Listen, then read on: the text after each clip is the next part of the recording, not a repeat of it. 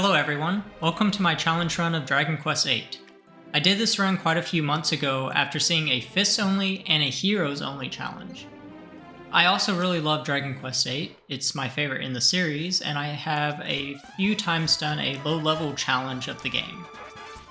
I forgot the original inspiration for AI Only, but I did want to try showcasing just how much good setups and equipment on characters matter as much or even more than having finely tuned player decision making. I originally intended to play this on the PS2 version. Unfortunately, that version doesn't allow the hero character to be controlled by the AI. The DS version does allow this, but I wanted to get some complaints out of the way first. I appreciate the attempt that was made at better quality of life features, but in my personal opinion, the instant alchemy pot is just way too overpowered. In addition, getting a full heal on every character level up is quite powerful, removing a lot of the resource planning. This is in addition to all of the encounters being displayed on the overworld, which causes me to do everything I can to avoid these encounters. This includes trying to manipulate the camera and all sorts of funny business, which honestly just ends up giving me a headache. I think the PS2 version is honestly superior if speed up to account for the game being a little bit slow is applied. There's a lot more thought needed to continue your journey while managing resources and the alchemy pot. I also feel like the PS2 version just looks a lot better, and I look forward to whenever a re-release is planned. That said, it's still a great game, and for the purpose of this challenge, it will remove a lot of the possible tedium.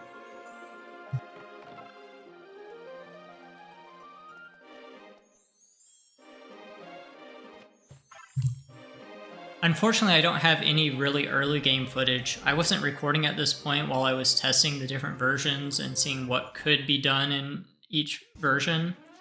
But the general premise is that I sold a bunch of cheese and was able to buy the boomerang.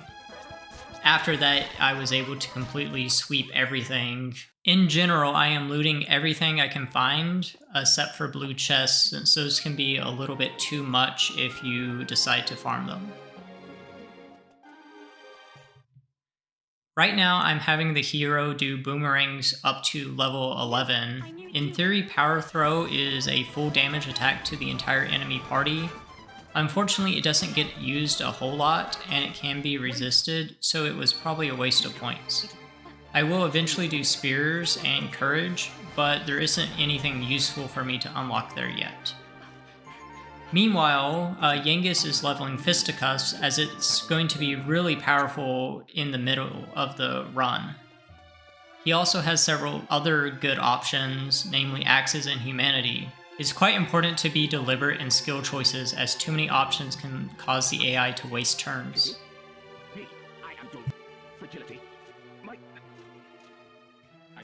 As another annoying bit of this version, Cameron Codex pops up in the port, and he is part of yet another extremely annoying side quest for potentially busted rewards. I'm going to ignore this as well because it takes too much effort to get anything really good. I buy a Farmer's Scythe for Yengus, which I intend to turn into an Iron Axe later. For now, it's the best attack power I can get. The current boss, Calamari, is actually one of the harder bosses and really strong for this point in the game. I can't have Yengus use healing items, which I thought the AI could in the PS2 version, but I could be wrong. That, along with the general damage from Calamari and the random turn order at this point, means that I can take up to 50 damage without being able to heal, which is outside the AI's healing range. I tried to go in at level 10, but it just doesn't work out. I want to touch on the damage formula a little bit at this point. The most standard version of the formula is you compare half of an actor's attack power to 1/4 of the target's defense, and then modify that damage. Critical hits, which become more common throughout the game, ignore defense and deal damage roughly equal to the actor's attack power. Spells and a lot of monster abilities, such as Flame Breath that Calamari uses, do nearly fixed damage, which only very specific armor sets reduce. This is often very confusing and misstated on the armor pieces. Oftentimes later in the game, it is better to pick a lower defense armor that gives special abilities such as better dodging or reduced magic damage, because more defense just doesn't do anything to keep you alive. With that out of the way, my first attempt at level 11 goes down because Calamari does a single target hit, followed by a high roll on Flame Breath to deal 56 damage. This is one more than the hero's current 55 HP, which ends the fight. Without healing support, Yangus soon follows. In the second attempt at level 11, I don't get unlucky and I also start having Yangus use Tension. Tension works by each turn increasing your damage multiplier. One turn of Tension is 1.7 times damage, 2 turns is 3 times damage, and 3 turns is 5 times damage. Later in the game, you can also get another tier that gives 7.5 times damage and reduces the damage you take by 30%. This isn't usually worth going for until very late game. All of this taken into account, 1 tension then attacking is weaker than 2 attacks, 2 turns of tension is equal to 3 attacks, and 3 turns of tension into an attack is better than not tensioning. Later, you also have to consider applying buffs and the MP efficiency, but generally this helps with the damage a lot. I get 2 big hits for 150 damage each out of Yangus and managed to win the fight quite handily on this attempt. I had to overlevel a little to deal with the lack of healing herbs and the ability to defend this early on, but overall things are going decent so far. Jessica joins the team, but isn't super useful yet. I loot the town, most importantly getting the Iron Nail and making the Thief's Key, and using 2 Farmer's Scythe to make an Iron Axe for Yangus. I do some looting on the overworld getting the Feathered Cap, which is a nice little upgrade for now, and then head to Simpleton, where I buy the Wizard Staff, which allows a party member, currently Jessica, to cast a weak spell for free. At this point I advance the story. There are a lot better upgrades in the future, so I don't want to splurge just yet.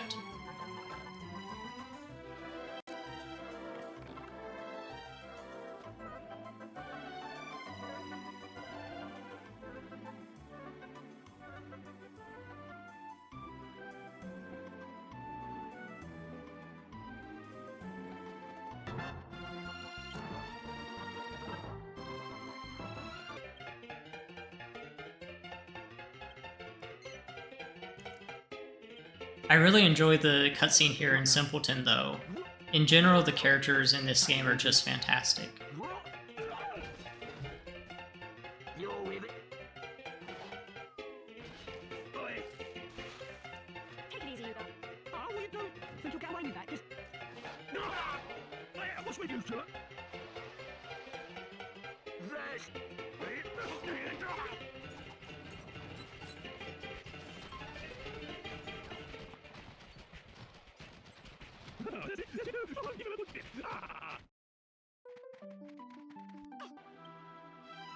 I go ahead with more story and open up the Ruined Abbey. Yangus hits 42 fisticuffs at this point and learns Thin Air, which is extremely overpowered at this point in the game, dealing about 30 to 40 damage to all enemies. I can also selectively remove this skill by changing Yangus's weapon. This allows me to conserve MP if I really need to. There are several interesting enemy encounters here, notably the metal slimes which spawn quite frequently in this version, and I get one quite early by accident. At this point I finally teach the hero Zoom, and Jessica gets 18 points into staves. Normally the Accelerate spell that Jessica learns is extremely powerful in this game. Unfortunately the AI almost never casts it. Instead we're going to be using other SAF spells that will be more important going forward. Also important is the loot, another Iron Nail, which upgrades the hero's boomerang into the Reinforced Boomerang and will be part of a side quest later.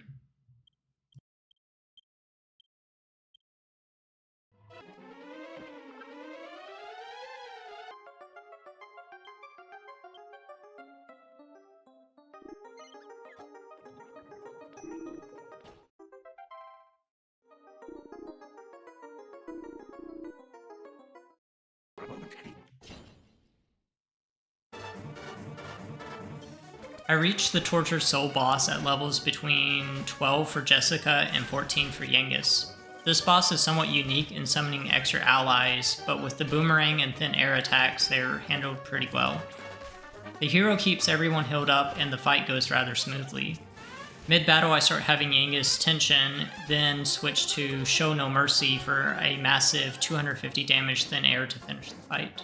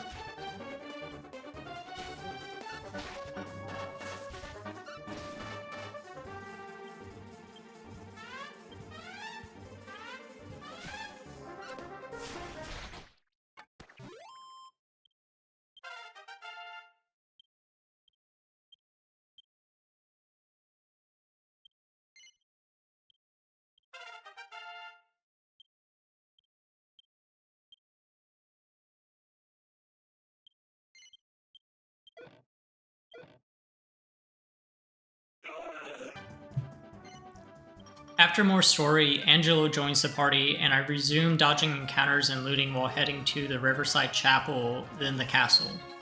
Instead of progressing the story and heading to Wisher's Peak right away, I do my favorite story skip and head to the Pickham region.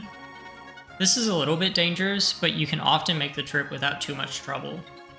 This adds the Monster Arena and Pickham to my Zoom list and lets me spend all the money I've been saving on new items. For now, that's the Hunter's Bow for Angelo, a Dancer's Costume for Jessica, and an Iron Shield for Yengus. Angelo finally gets a skill level, and I start with the Charisma skill line since normally Sarcastic Snigger is really good later in the game, but honestly this was a mistake as he almost never uses it. I head to the Swordsman Labyrinth to get some fun cutscenes later by finishing this dungeon before the required story. The Kitty Shield in the dungeon is a nice upgrade for Jessica. The enemies here are pretty strong, and I almost run out of MP before reaching the end of the dungeon, but there is a restore point just before the boss. My levels are pretty low, only about level 15, which is a bit lower than I would like, so I go level up a little before fighting the boss. Thanks to the unlimited heals, this isn't really a problem. I also have a lot of multi-target attacks, so I can clear out most enemy formations fairly quickly. I almost died to a group of cannon boxes because I run out of MP on everyone except Jessica and the hero, who unfortunately dies in this fight. I managed to make it back to the restore point, and it even heals death, which is extremely convenient.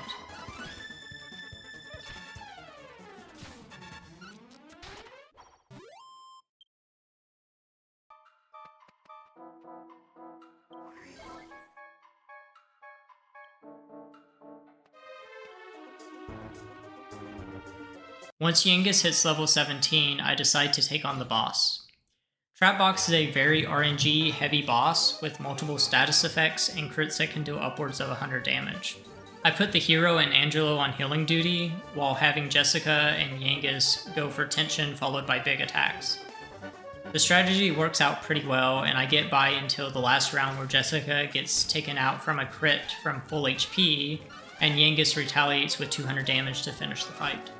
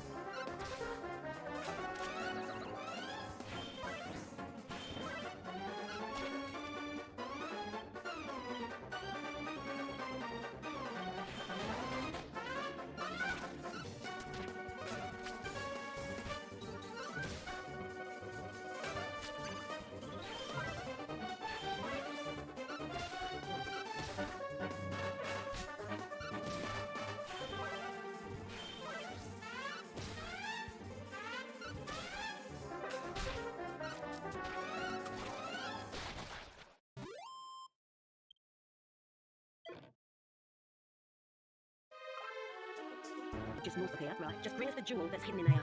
You know. Now I'm forced to resume the story, looting another wizard staff and a Templar shield on the way up Wisher's Peak. I get the special cutscene for already having the Venus tier, and then begin the trip to Trodain.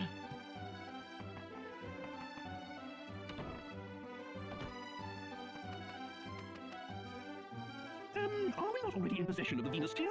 Why don't you just give it to her? Nah, you don't get it, do you, Grandad? We've got to make her think we're going soda cake for her, see? We've got to play it cool.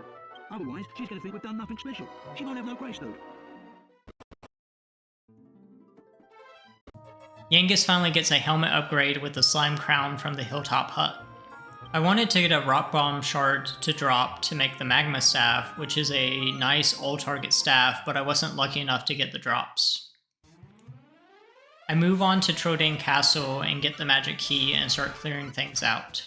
After a trip through most of the easily accessible floors, I go ahead and unlock the monster arena and add Hackzilla, Potbelly, and Snapcase to the team.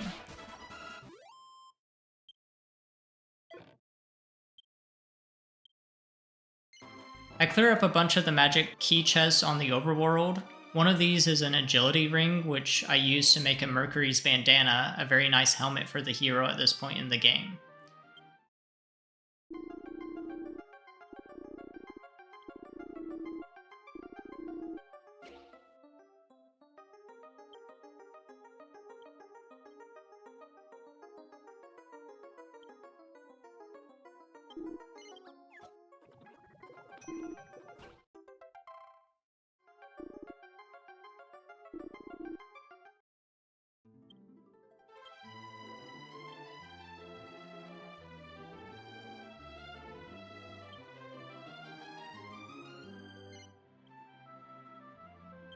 I also clear out the first 2 ranks of the monster arena for the bunny suit and go pick up Capers. I can just barely clear the rank E monster battle for the Ring of Clarity, which is actually quite useful against several bosses, including the next one. This also unlocks the monster team ability for the hero, but the AI will never use it, which is unfortunate as it drastically helps with many of the boss fights in the game. I return to Trodain to finish exploring. The enemies are pretty strong with Jessica going down early, so I have to avoid what I can to manage resources. Other notable loot is the garter in Princess Medea's room, which is instantly turned into an arrow bow.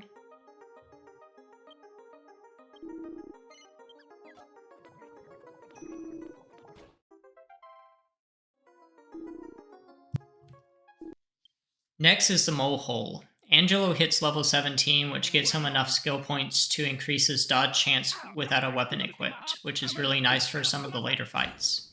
At this point, I switch him over to leveling bows. Dawn Mole is a fairly routine boss fight.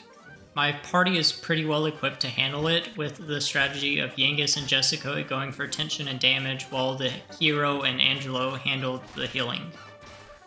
If you get really unlucky with confusion, things can go bad, but it's usually not too bad. That said, if the AI would use the monster team, it could almost solo this boss.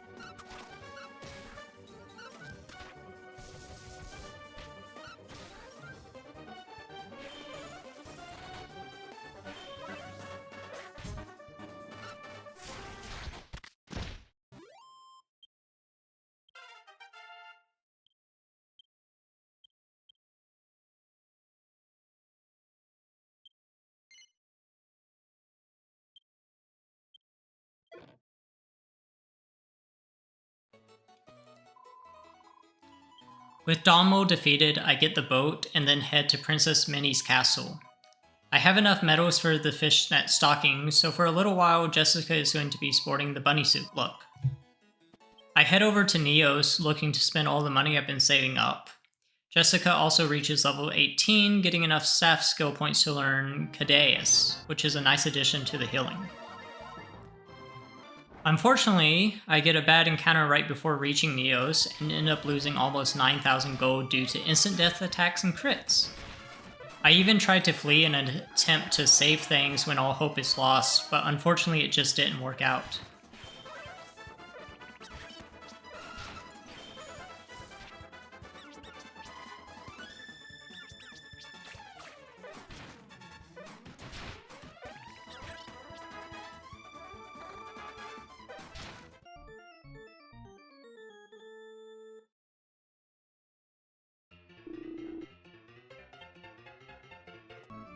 After another trip, I finally make it to Neos and buy 2 light shields, which I turn into white shields for Angelo and Jessica. I also buy a steel shield for Yengus and the hero.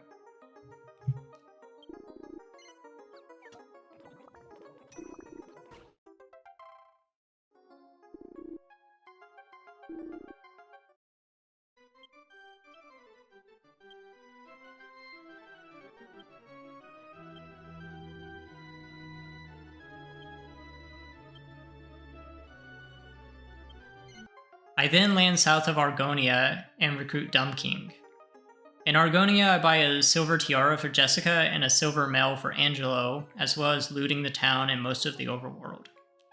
I get the Barrowman's Bell side quest done and make a couple Yggdrasil due, but unfortunately the AI will never use these. As such, they're practically useless. Personally, I think this is slightly less overpowered than getting 2 Yggdrasil leaves that you could get in the PS2 version by storing one in the alchemy pot, but only lightly.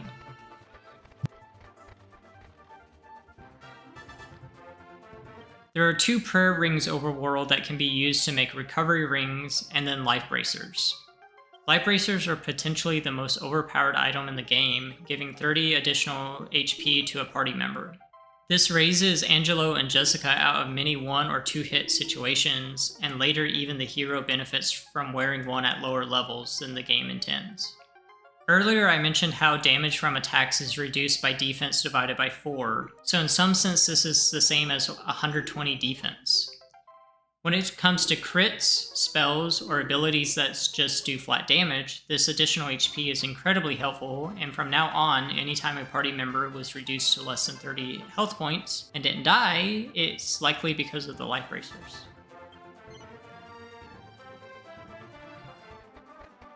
After all of this, I head back to Argonia for story time and also pick up a battle axe for Yengus. The hunting grounds aren't really a problem since I have my upgraded equipment, and the giant Argon lizard isn't really a problem. Most of my boss killing build is coming together, with Angelo using Cherub's arrow to replenish MP as needed. The general idea of 2 people using tension while the others heal works well, with the AI being able to react to damage received as soon as they get their turn. My damage is still a little lacking because the builds aren't complete, but it is a very nice and steady approach, especially considering I have no fine control of what the party members do.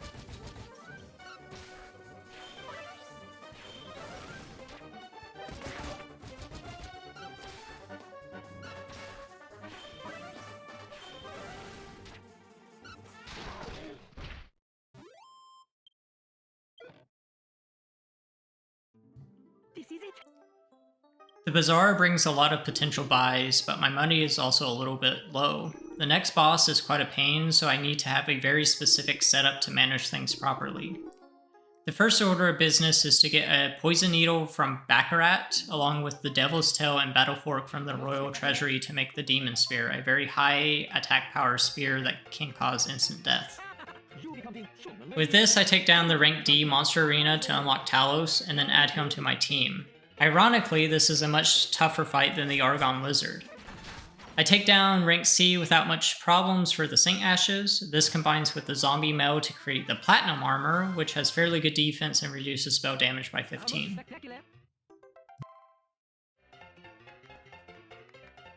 I did not predict you destroyed, so... You see, I have the answer. Now, Lord, from now on, you may choose your team. You forgive me for the... how do you say? Same. You make it to the next rank, you be...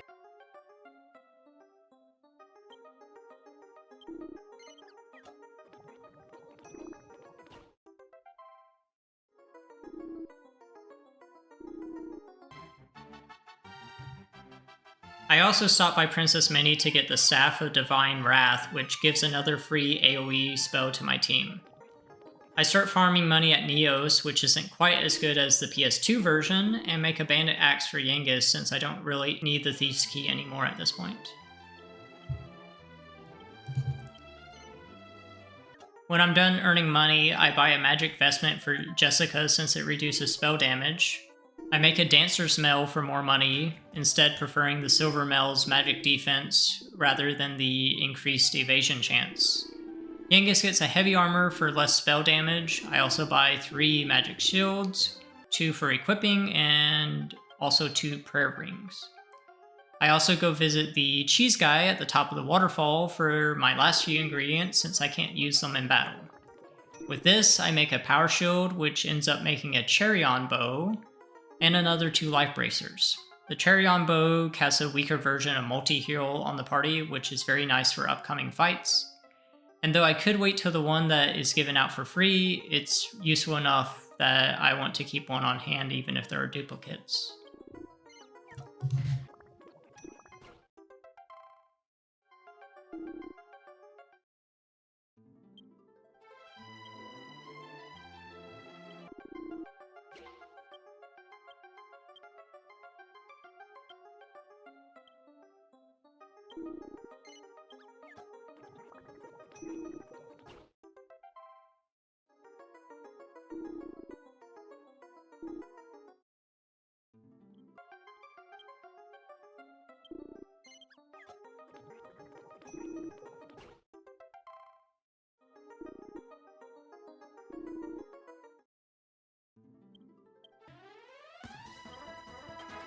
To advance the story, I need to restore the mirror, but unfortunately, even trying it a couple times, the AI just never used it.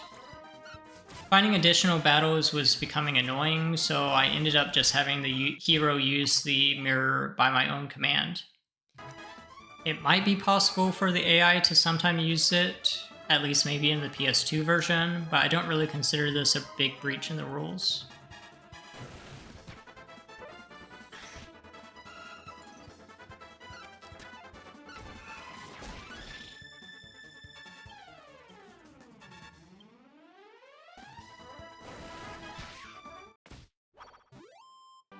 Unfortunately, my levels are a little on the low side, so I decide to fight some liquid metal slimes in Castle Trodaine.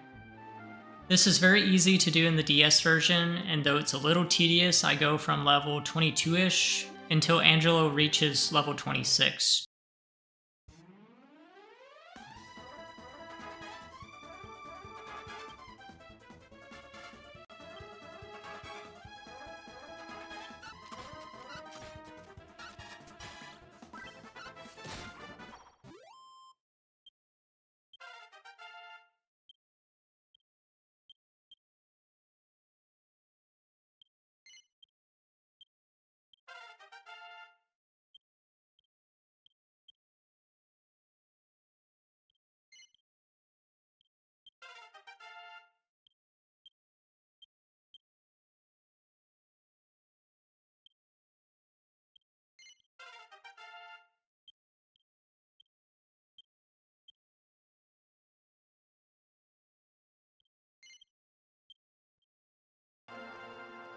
I proceed to duel Magus and make use of the healing pawn outside of his room and prepare for one of the most troublesome bosses. The first phase, I have a pretty good handle on the fight. My team is built for this kind of fight, a slow grind as Yengus deals damage while the other three alternate healing duties depending on turn order or adding some chip damage. Yengus takes down the clones over several rounds before running low on MP, so I have him tension up for the last few rounds of the fight. Overall, things are pretty steady, and with enough time, Dulmagus goes down.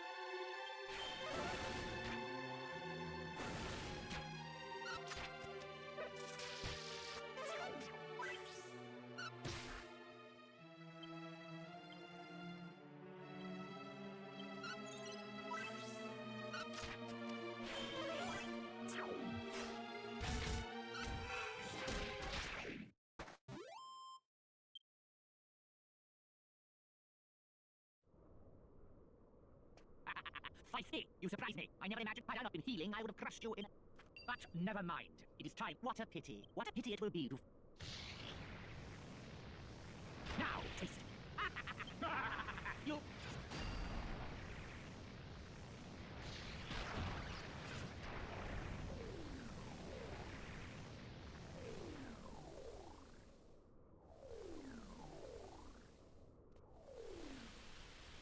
What? Why isn't it?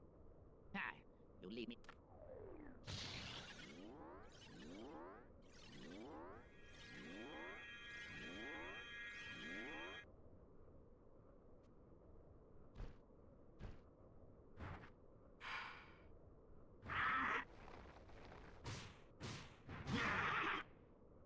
You have it.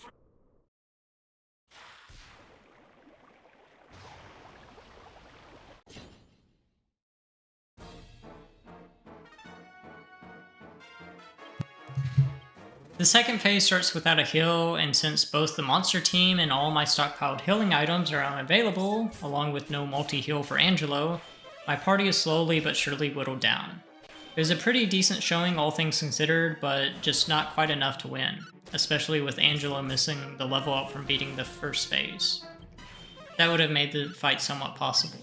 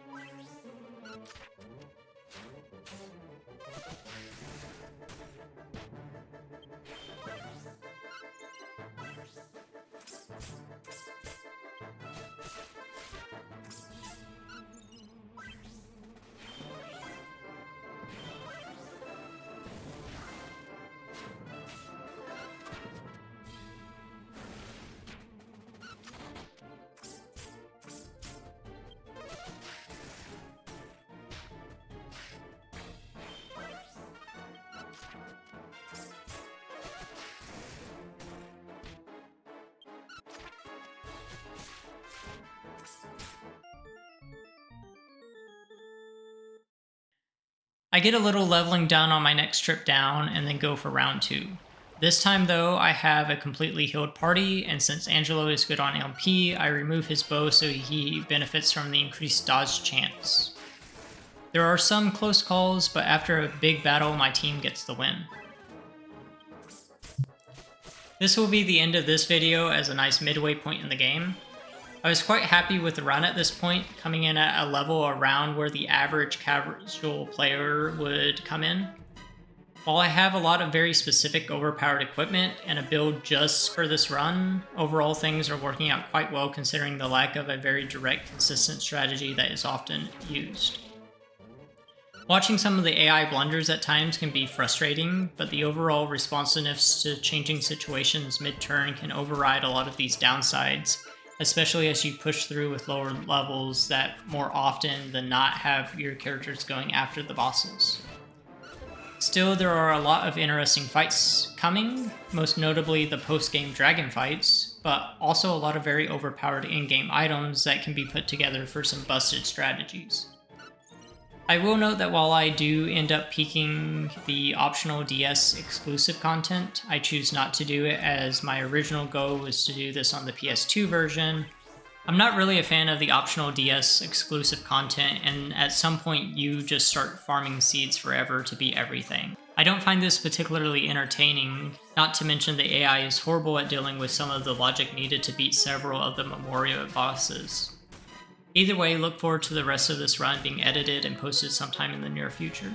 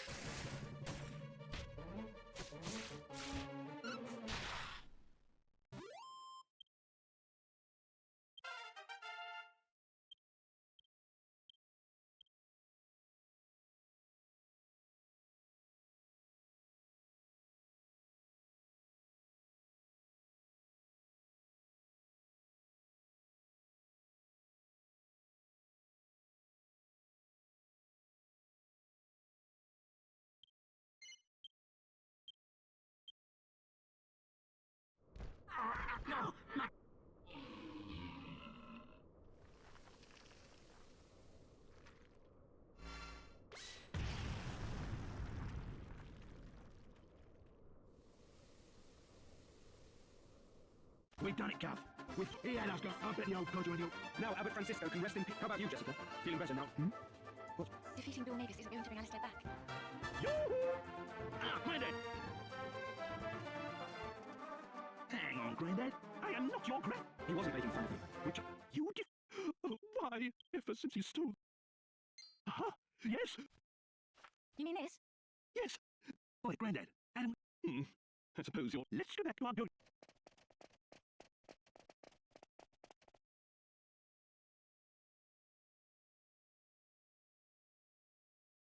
Well done, everyone. I will spend the night in the wagon. I don't.